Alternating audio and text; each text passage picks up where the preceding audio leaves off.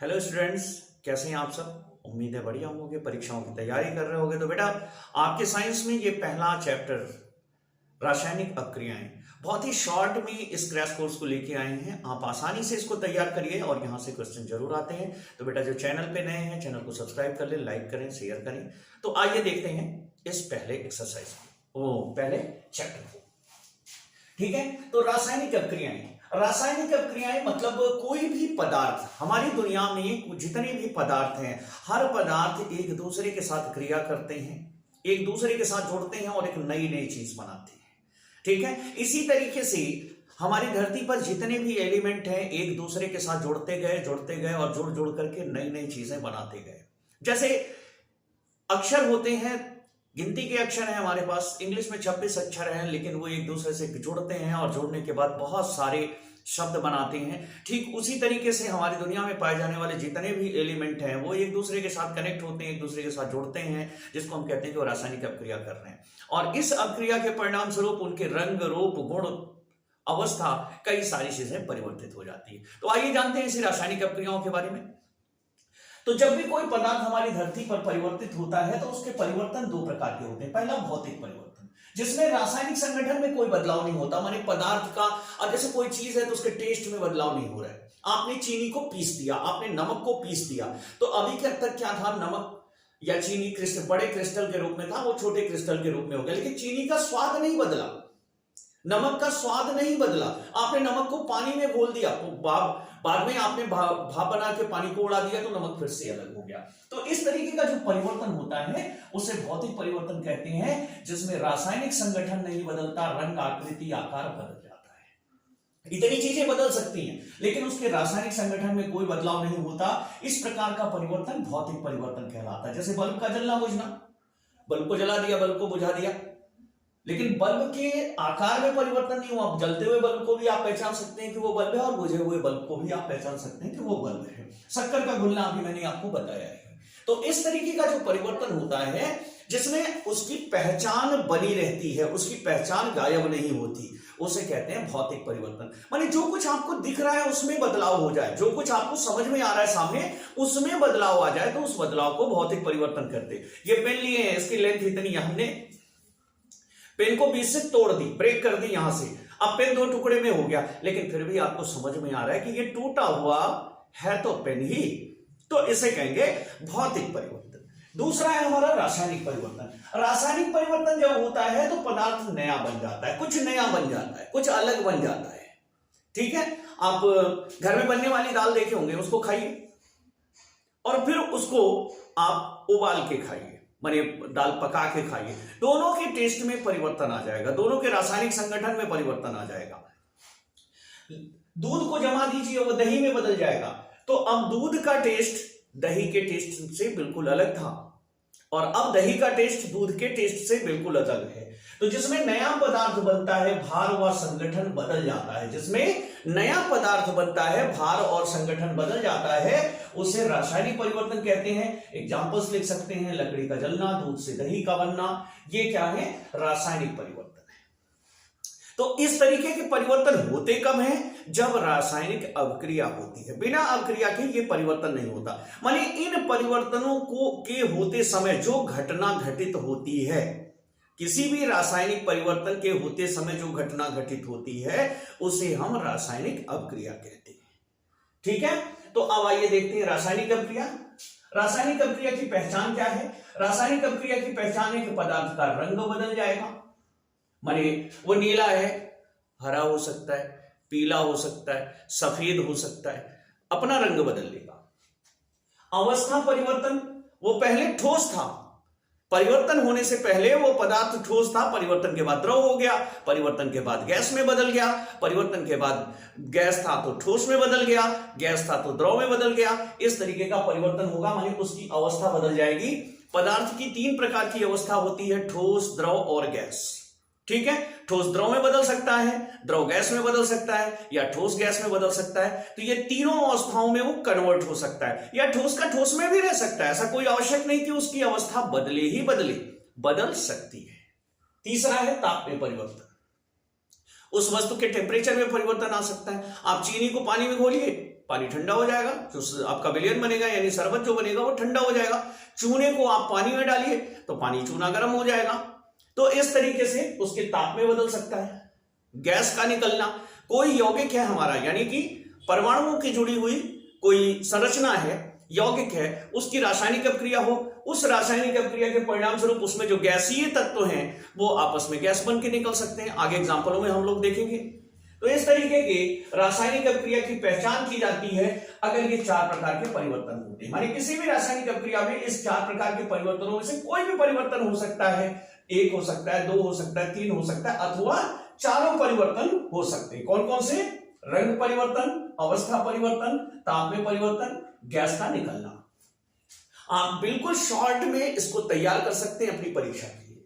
अब आइए देखते हैं रासायनिक समीकरण किसे कहते हैं। रासायनिक समीकरण किसे कहते हैं? तो जब कोई अभिक्रिया होती है तो अभिक्रिया होने से पहले जिन पदार्थों को आप मिलाते हैं उन पदार्थों को अभिकारक कहा जाता है। पानी में नमक घोलने के लिए आपने डाला तो पानी और नमक दोनों अभिकारक है, और घोलने के बाद जो नमकीन पानी आपको मिला वो उत्पाद है, माने जो बना उसे उत्पाद कहते हैं। परिभाषा में कैसे लिखेंगे?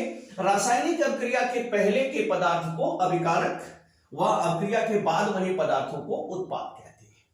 ठीक है, रासायनिक अभिक्रिया के पहले जिन पदार्थों को लिए उन्हें अभिकारक, और रासायनिक अभिक्रिया के बाद जो बन गए उनको क्या कहते हैं? उत्पाद कहते हैं।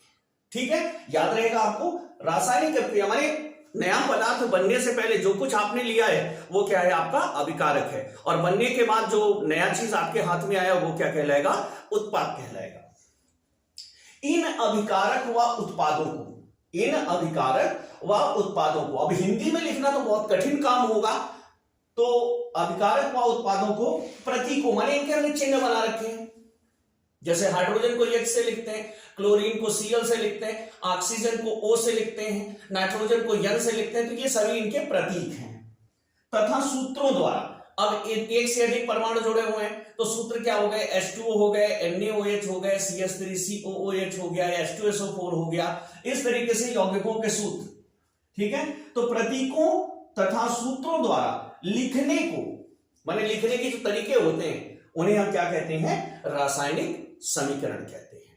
तो इन रासायनिक समीकरणों के माध्यम से हम रासायनिक अभिक्रियाओं को सरलता पूर्वक समझते हैं। तो आइए देखते हैं कितने प्रकार की रासायनिक अभिक्रियाएं हमारे पास होती हैं। हमने होते हुए देखा है इस धरती पर कितने प्रकार की रासायनिक अभिक्रियाएं संभव है, आइए जानते हैं। तो यहां पे रासायनिक अभिक्रियाएं निम्न प्रकार की हैं। रासायनिक अभिक्रियाओं के प्रकार में पहली होती है हमारी संयोजन अभिक्रिया। संयोजन अभिक्रिया उसे कहते हैं जिसमें 2 या 2 से अधिक अभिकारक आपस में जुड़ते हैं और जुड़ने के बाद एक एकल उत्पाद बनता है। इसमें कोई सह उत्पाद नहीं बनता। जब 2 या 2 से अधिक यौगिक या 2 या 2 से अधिक अभिकारक आपस में मिलकर एकल उत्पाद बनाते हैं तो इसे संयोजन अभिक्रिया कहते हैं। संयोजन माने संयोग होना, जुड़ना, माने 2 यौगिक है, 3 यौगिक है, जोड़ करके किसी एक यौगिक को बनाते हैं। जैसे अमोनिया गैस हाइड्रोजन क्लोराइड के साथ अभिक्रिया करके NH4Cl बनाती है। अमोनियम क्लोराइड अर्थात नौशादर का निर्माण करती है। यहाँ पे NH3 अभिकारक है, HCl अभिकारक है, 2 अभिकारक आपस में मिलते हैं और NH4Cl बनता है, अर्थात एकल उत्पाद बन रहा है, तो इसे कहेंगे संयोजन अभिक्रिया।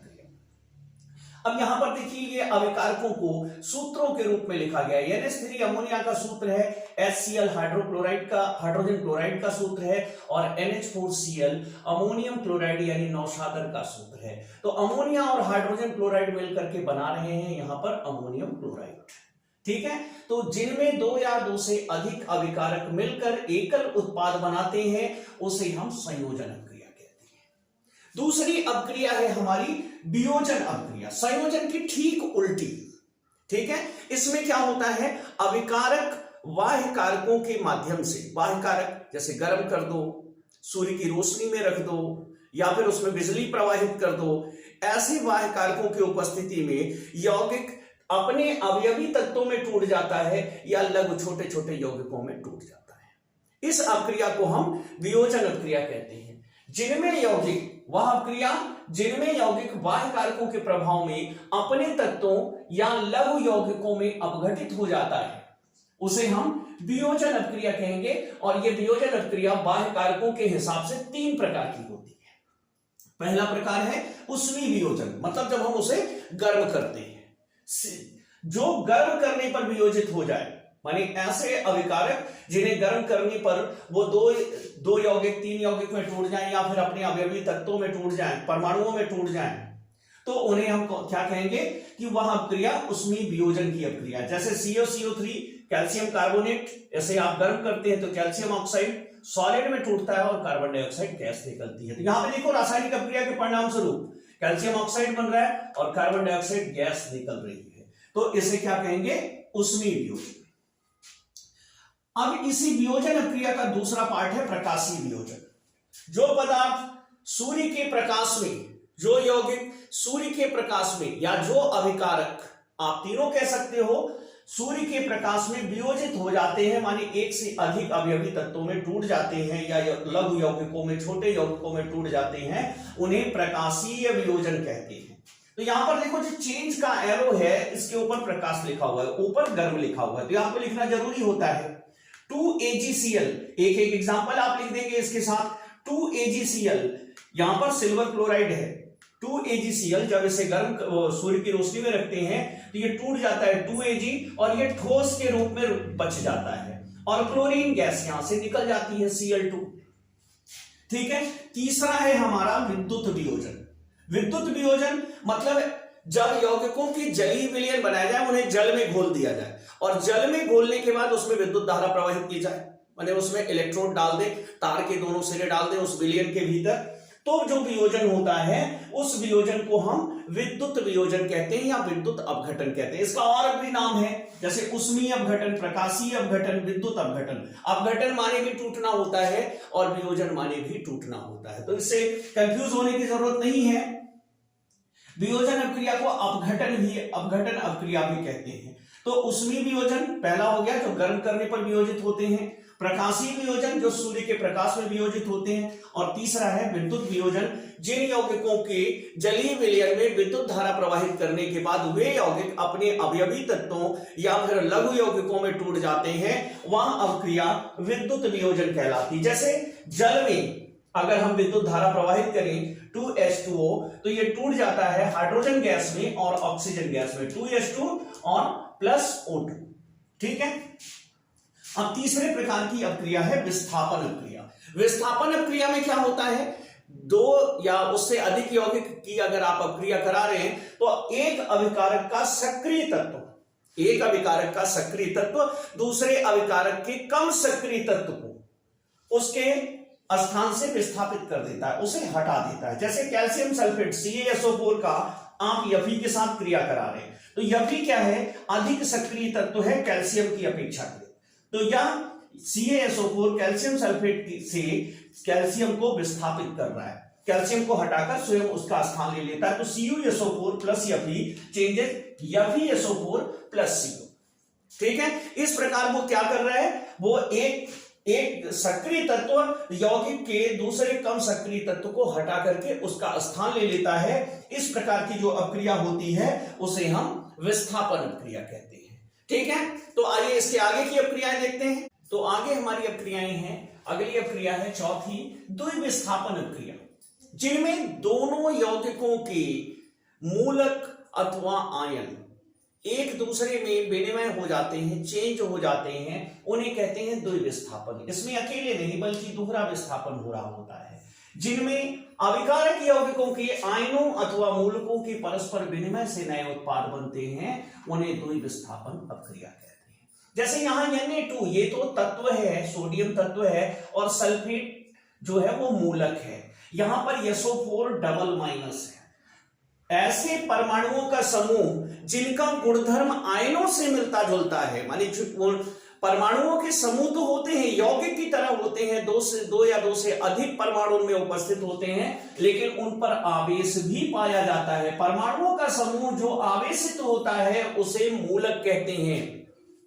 परमाणुओं का समूह जिन पर आवेश पाए जाते हैं, जिनका व्यवहार आयनों की तरह होता है, उन्हें मूलक कहते हैं। आयन किसे कहते हैं, जब कोई परमाणु या अपना इलेक्ट्रॉन त्याग दे अथवा इलेक्ट्रॉन ग्रहण कर दे तो इस अवस्था में उसे उत्तेजित परमाणु कहा जाता है और उसका नाम रखा गया है आयन। ठीक इसी तरीके से जैसे सोडियम प्लस है ये आयन कहलाएगा, क्लोरीन माइनस है ये आयन कहलाएगा, लेकिन SO4 डबल माइनस मूलक कहलाएगा, NH3 प्लस ये मूलक कहलाएगा। तो जब कहीं पर मूलक या आयनों से विस्थापन की अपक्रिया हो रही होती है, इनका एक से दूसरे पर ट्रांसफर होता है, तो इस तरीके की अपक्रिया द्विविस्थापन कहलाती है। अगर एक ही आयन या एक ही मूलक जा रहा है तो केवल विस्थापन कहते हैं। अब यहां पर देखिए क्या हुआ, Na2SO4 plus B8Cl2, sodium sulphate और बेरियम क्लोराइड आपस में रिएक्ट हुए, आपस में क्रिया किए, और क्रिया करने के बाद उन्होंने क्या बनाया, उन्होंने बनाया BaSO4 बेरियम सल्फेट। देखो बेरियम आकर के सोडियम का स्थान ले लिया, बेरियम सल्फेट बनाया, और सोडियम ने क्लोरीन के साथ सोडियम क्लोराइड बना लिया। तो ये दो विस्थापन हुआ, इसका इसमें विस्थापन हुआ, इसका इसमें विस्थापन हुआ। ठीक उसी तरीके से नीचे दूसरी अपक्रिया जो है AgNO3 silver nitrate potassium chloride KCl के साथ अपक्रिया करता है। तो यहां पर क्या होता है, K यानी पोटेशियम NO3 के साथ जोड़ करके KNO3 बनाता है पोटेशियम नाइट्रेट, और Ag यानी सिल्वर क्लोरीन के साथ जोड़ करके AgCl बनाती है। तो दोनों में विस्थापन हो रहा है, इसका यहां विस्थापन हो रहा है और इसका यहां विस्थापन हो रहा है। इसमें ये इससे जुड़ रही है और सोडियम जो है इसके साथ जुड़ रहा है। तो ये द्विविस्थापन अपक्रिया है। इसके बाद सबसे महत्वपूर्ण अपक्रिया ऑक्सीकरण व अपचयन है। ऑक्सीकरण व अपचयन। तो ऑक्सीकरण व अपचयन की अपक्रिया में परिभाषा होती है कि ऑक्सीजन का योग अथवा हाइड्रोजन का विस्थापन, अगर किसी तत्व में या यौगिक में ऑक्सीजन जुड़ रहा हो या ऑक्सीजन बढ़ रहा हो, ऑक्सीजन जुड़ रहा हो या ऑक्सीजन बढ़ रहा हो, ऐसी अवस्था में हम कहते हैं कि उस तत्व या यौगिक का ऑक्सीकरण हो रहा है। यदि किसी यौगिक में ऑक्सीजन का योग हो या ऑक्सीजन की संख्या बढ़े, 2 थी 3 हो जाए, 1 है 2 हो जाए, या हाइड्रोजन विस्थापित हो रहा हो या हाइड्रोजन की संख्या घट रही हो, इस अवस्था में हम कहेंगे कि यह अपक्रिया ऑक्सीकरण की है। जैसे देखो यहां कॉपर पर क्या हो रहा है, ऑक्सीजन जुड़ रहा है, तो ऑक्सीजन जुड़ने से कॉपर पर यानी तांबा जो है ऑक्सीजन के साथ क्रिया करके कॉपर ऑक्साइड बना रहा है, ठीक है। और यहाँ पे JdNCuSO4 के साथ जुड़ता है तो JdNeSO4 बन जाता है। जिंक के साथ ऑक्सीजन जुड़ जाती है तो जिंक का क्या हो रहा है, यहाँ पे ऑक्सीकरण हो रहा है। ऑक्सीजन का जुड़ना या हाइड्रोजन का विस्थापन होना ऑक्सीकरण कहलाता है, ठीक है। इसके विपरीत अगर हाइड्रोजन जुड़े या हाइड्रोजन की संख्या बढ़ जाए तत्व के ऊपर या यौगिक के ऊपर, अथवा ऑक्सीजन का विस्थापन हो, मतलब ऑक्सीजन कम हो जाए या फिर पूरी तरह से हट जाए, तो कहेंगे कि अपचयन हो रहा है। जैसे यहां पर CuO plus H2, CuO plus H2। अब यहां पर क्या देख रहे हैं कि Cu के साथ ऑक्सीजन हट गई, जब ऑक्सीजन हट गई और ये बन गया H2O, तो यहां पर कॉपर का अपचयन हो गया।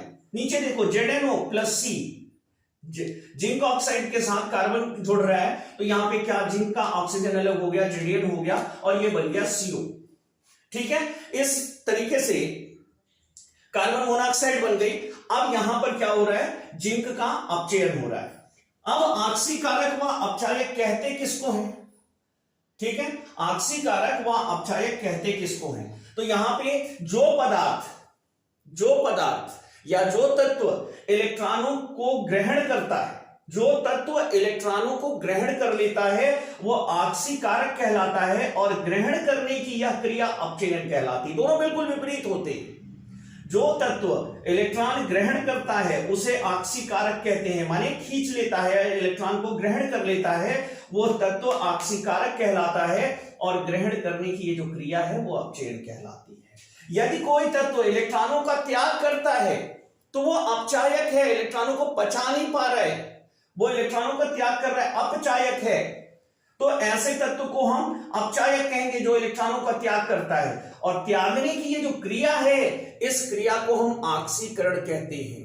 इलेक्ट्रॉनों के त्यागने की क्रिया को हम ऑक्सीकरण कहते हैं, जबकि जो त्याग रहा होता है उस तत्व को अपचायक कहते हैं। ध्यान रहे, ऑक्सीकारक और अपचायक ये तत्वों के नाम है।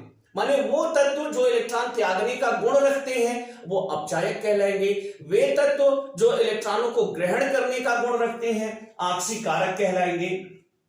अपचयन और आक्सीकरण जो है ये क्रिया है। अपचयन और आक्सीकरण जो है ये क्रिया का नाम है। जो तत्व इलेक्ट्रॉन त्याग रहे होते हैं उनके त्यागने की इस क्रिया को, इस घटना को आक्सीकरण कहते हैं। और जो तत्व इलेक्ट्रॉन ले रहे होते हैं, अवशोषित कर रहे होते हैं, सोख रहे होते हैं, ग्रहण कर रहे होते हैं, उनके ग्रहण करने की इस क्रिया को हम अपचयन कहते हैं। ठीक है, एक बार हम रिपीट कर देते हैं, आक्सीकरण व अपचयन।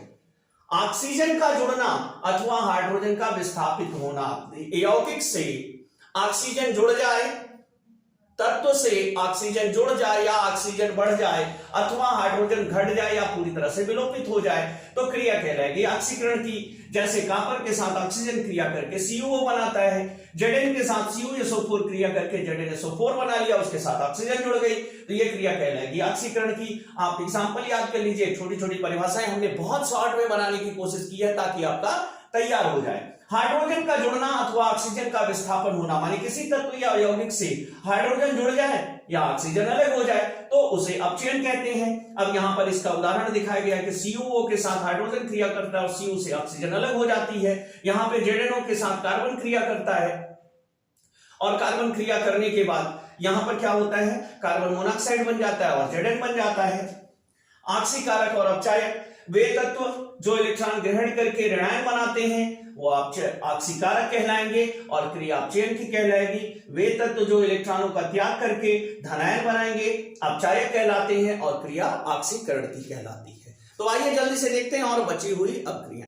तो यहां पर आगे जो अपक्रियाएं हैं उनमें है छठवां हमारा रेडॉक्स अपक्रिया। रेडॉक्स अपक्रिया जिसमें ऑक्सीकरण और अपचयन की क्रिया एक ही साथ एक ही समय पर घटित होती है। माने दोनों पदार्थ आप मिला दिए, दोनों तत्व आप मिला दिए, दोनों यौगिक आप मिला दिए तो एक से ऑक्सीजन अलग हो रही होगी और दूसरे को ऑक्सीजन प्राप्त हो रही होगी, या एक में एक को हाइड्रोजन प्राप्त हो रहा होगा दूसरे से अलग हो रहा होगा। तो इस तरीके से एक ही साथ एक ही समय पर एक ही पात्र में जब दोनों यौगिक मिलाए जाते हैं तो ऑक्सीकरण और अपचयन दोनों एक साथ एक ही समय पर घटित हो रहे हों तो हम कहते हैं कि यह अपक्रिया रेडॉक्स अपक्रिया है। परिभाषा लिखेंगे, वे अपक्रियाएं जिनमें ऑक्सीकरण व अपचयन एक साथ एक ही समय पर घटित होते हैं रेडॉक्स अपक्रिया कहलाते हैं। जैसे यहां पर कॉपर ऑक्साइड H2 के साथ हाइड्रोजन गैस के साथ क्रिया कर रहा है तो यहां पे कॉपर का ऑक्सीजन उड़ा ले गया हाइड्रोजन, तो कॉपर का क्या हो गया, अपचयन हो गया और हाइड्रोजन को मिली ऑक्सीजन तो हाइड्रोजन का ऑक्सीकरण हो गया। दो क्रियाएं एक साथ हो रही है, एक ही समय पर अपचयन हो रहा है और एक ही समय पर ऑक्सीकरण हो रहा है तो इसे कहेंगे रेडॉक्स अपक्रिया। नीचे दूसरा उदाहरण है, यहां पे देखिए Zn यहां पर परमाणु के रूप में है और यहां पर Zn डबल प्लस है, डबल प्लस का मतलब ये धनायन है, अर्थात Zn ने अपने दो इलेक्ट्रॉनों का त्याग कर दिया। और जब भी कोई पदार्थ इलेक्ट्रॉनों को त्यागता है तो पीछे हमने परिभाषा में आपको बताया था कि जब कोई पदार्थ अपने इलेक्ट्रॉनों का त्याग करता है तो उसे कहते हैं अपचायक। अगर Zn अपचायक है तो इसका मतलब है कि इसका ऑक्सीकरण हो रहा है, अर्थात यहां पे Zn का ऑक्सीकरण हो रहा है। और कॉपर क्या है, कॉपर डबल प्लस था और ये कॉपर परमाणु में बदल गया तो कॉपर डबल प्लस ने दो इलेक्ट्रॉन Zn द्वारा दिए गए दोनों इलेक्ट्रॉनों को ग्रहण कर लिया है तो कॉपर है ऑक्सीकारक और कॉपर का हो रहा है अपचयन। इस प्रकार हम देखते हैं कि Zn का ऑक्सीकरण हो रहा है और कॉपर का अपचयन हो रहा है तो ऑक्सीकरण और अपचयन दोनों घटनाएं एक साथ घटित हो रही हैं, इसलिए इसे कहेंगे हम रेडॉक्स अपक्रिया। ठीक है, अब आगे बढ़ते हैं, हम देखते हैं अगली अपक्रिया है हमारी उष्माक्षेपी अपक्रिया। उष्माक्षेपी माने उष्मा छोड़ने वाली अपक्रिया, गर्मी देने वाली अपक्रिया, अर्थात जब यौगिकों की आपस में क्रिया कराई जाए और इस क्रिया कराने के परिणाम स्वरूप उसमें से उष्मा उत्सर्जित हो, गर्मी बाहर आए तो उसे कहते हैं उष्माक्षेपी अपक्रिया। वह अपक्रिया जिनमें अपक्रिया होने पर उष्मा उत्पन्न होती है, वह अपक्रिया जिसमें अपक्रिया होने पर उष्मा उत्पन्न होती है उसे उष्माक्षेपी अपक्रिया कहते हैं। जैसे मीथेन को ऑक्सीजन के साथ दहन किया जाता है, ऑक्सीजन के साथ क्रिया कराई जाती है तो बनती है कार्बन डाइऑक्साइड गैस, साथ में बनता है जल H2O और उत्पन्न होती है उष्मा। ठीक है, तो यह अपक्रिया कहलाएगी उष्माक्षेपी अपक्रिया। अगली है उष्मा शोषी अपक्रिया, माने जिसमें वह अपक्रिया जिसमें उष्मा का अवशोषण होता है, जिसमें उष्मा सोखी जाती है, जिस अपक्रिया में उष्मा ले ली जाती है, बिना उष्मा दिए उसकी अपक्रिया होती ही नहीं है, उसे हम कहते हैं उष्मा शोषी अपक्रिया। वह अपक्रिया जिनमें अपक्रिया होने पर उष्मा का अवशोषण होता है, जैसे यहां पर मर्क्यूरिक ऑक्साइड है 2HgO, इसको जब हम गर्म करते हैं, उष्मा देते हैं, तो ये उष्मा ले लेती है और चेंज हो जाता है ये मरकरी में, यानी पारे के परमाणु में, और ऑक्सीजन गैस यहां पर मुक्त होती है। तो इस प्रकार की अपक्रियाएं जो उष्मा देती हैं उन्हें उष्मा क्षेपी अपक्रिया कहते हैं, जो उष्मा लेती हैं उन्हें उष्मा शोषी अपक्रिया कहते हैं। और यहां लास्ट में है संक्षारण। संक्षारण का मतलब होता है जंग लगना, जिसको हम साधारण भाषा में जंग लगना कहते हैं। तो संक्षारण एक अपक्रियाओं का समूह है, उसमें लोहे के साथ होने वाली अपक्रिया का नाम हमने अलग से रखा है जंग लगना। जंग लगना भी संक्षारण का एक प्रकार है। तो संक्षारण की परिभाषा क्या होगी? धातुएं वातावरण से नमी अथवा अम्ल के संपर्क में आने पर इनका ऑक्सीकरण होता है, इसे संक्षारण कहते हैं। माने धातुएं, कहीं पर आप धातु को रख दें, वातावरण से उसे नमी मिलने लगे अथवा अम्ल के संपर्क में आ जाए तो इनका ऑक्सीकरण होने लगता है, माने इनमें ऑक्सीजन जुड़ने लगती है, और ऑक्सीजन जुड़ने पर क्या हो जाता है, इस घटना को हम संक्षारण कहते हैं। जैसे लोहे में जंग लगना, माने संक्षारण का एक उदाहरण है जंग लगना। यहां पर क्या है, Fe यानी फेरिक यानी लोहा ऑक्सीजन के साथ क्रिया करता है और ढेर सारी नमी के साथ। यहां H2O लिखा हुआ है, H2O की कोई काउंटिंग नहीं है कितने अणु जुड़ रहे हैं, और बनता है Fe2O3 फेरिक ऑक्साइड, यहां पर फेरस ऑक्साइड और XH2O, ठीक है, ढेर सारे जल के अणु जुड़ जाते हैं। इस तरीके से ये जो अपक्रिया है वो कहलाती है संक्षारण। जब कोई धातु वातावरण की नमी या अम्ल के संपर्क में आती है तो उसका ऑक्सीकरण होता है और इस क्रिया को संक्षारण कहते हैं। जैसे लोहे में जंग लगना इसका एक उदाहरण है और आप उदाहरण लिख सकते हैं।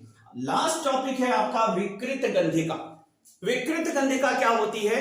तेल या वसा से बनी हुई वस्तुएं, ऐसे खाद्य पदार्थ जो तेल या वसा से बने होते हैं, जब ये वातावरण में रख दिए जाते हैं, खुले में रख दिए जाएं या सूर्य के प्रकाश में के संपर्क में आए या नमी के संपर्क में आए, तो इनके संपर्क में आने के बाद क्या होता है, इनका ऑक्सीकरण हो जाता है तेल या वसा का, और इनके गंध और स्वाद दोनों बदल जाते हैं।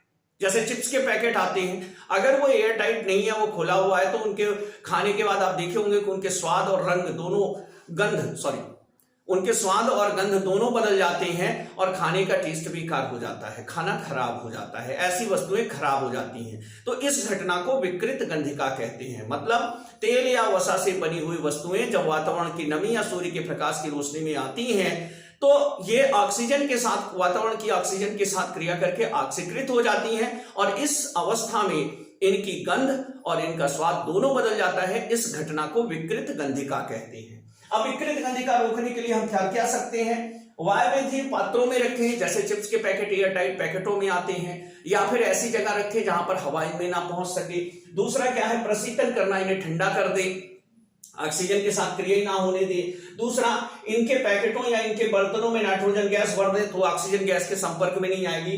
चौथा है, सूर्य के प्रकाश से बचाव, सूर्य की रोशनी में ना रखें इन्हें। तो इस तरीके से हम विकृत गंधिका होने की जो क्रिया है, इस क्रिया को रोक सकते हैं और खाद्य पदार्थों को खराब होने से बचा सकते हैं। ठीक है, तो बेटा इस तरीके से आपका ये चैप्टर पूरा होता है और उम्मीद है इससे आप ज्यादा से ज्यादा अंक पाने की कोशिश करेंगे। आप इस चैप्टर को दोहराइए और इस शॉर्ट क्रैश कोर्स से आप ज्यादा से ज्यादा लाभ उठाइए। ठीक है, तो बेटा मिलते हैं नेक्स्ट वीडियो में, तब तक पढ़ते रहिए, बढ़ते रहिए।